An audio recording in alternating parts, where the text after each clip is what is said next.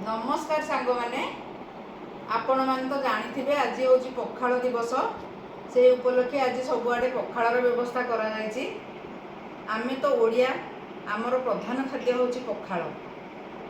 पखालटा आमपाई किसी नुआ नुहे किंतु आज स्पेशल भाव में आज पखालटा आमर गोटे पखाल दिवस हिसाब से आम पालन करुचे। तेणु आमर घरे भी पखाल व्यवस्था कराई। ये देखु आमर ये पखाल ये पखाल माने बासी भात आउ सज भात टी मिसई आउ ए पड़ी दही आंब कषि अदा अदा लंका आउ ए मुझे फ्रिज पानी भी मिसई देती ठंडा लगे बहुत भल लगे खावाई से मुझे मिसई देती।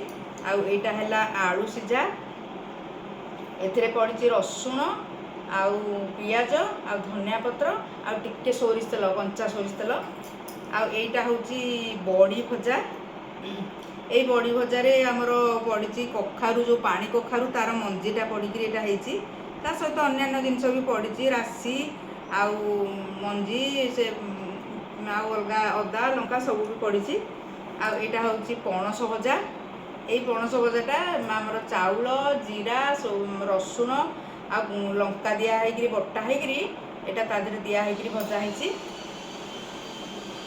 एटा है काकुड़ी एटा है आंब कोरा होकरी कंचा आंब कोरा होकरी ताकू मिठा दिखाई आचार कराई। ये आचारटा मुझे घरे तैयारी करी। आईटा हूँ भेंडी भजा एटा हूँ छुई भजा यहाँ सोरिष मसला दिखाई ये छुईटा भजा है। यहाँ हूँ संतला ये देखूँ मु लंका पकई केते सुंदर केटे बड़ लंकाटे पकई तादेह मुझे चकटिकी खाइबी भल लगे। यहाँ हूँ बड़ी भजा पियाज रसुण लंका दिखाई बड़ी चूरा पियाज रसुण लंका कंचा लंका दिखाई यहाँ बड़ीटा चूरा है। आईटा हूँ ओउ खटा। पखाल तो आपण मैंने जानी देहपाई बहुत उपकारी एटा आम देह को बहुत सुस्थ रखे।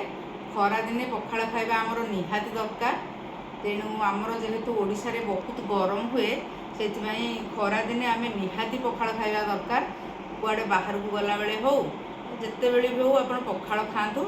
आज जेहेतु पखाल दिवस से आम घरे मु आज गरम भात नक निहाती माने दिपर पखाल खाइबी बोली व्यवस्था करी। आज तो हजबैंड को सांग मैंने डाकी पखाल खावाई जीवे कि न जीवे चिंता करुले मुझे जबरदस्ती पठेली कहीं सांग मान सहित गोटे पखाल खाइले तार मजाटा गोटे अलग थाए। आउ मु घरे मोर ये मोर चलदेवी आउ मु मन मन भाभी आगे शाग करी बोली किंतु जेहेतु मो हजबैंड आज घरे खाइबेनी से मत शागटा करने का इच्छा है से शागटा को कलिनी आउे मु चलदेवी।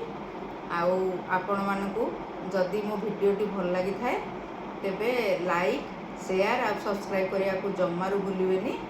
आपण माने को एरिया रू देखुचंती मते टिके कमेंट्स रे जणाइले मते टिके भल लागिबो। आ रहुची नमस्कार जय जगन्नाथ।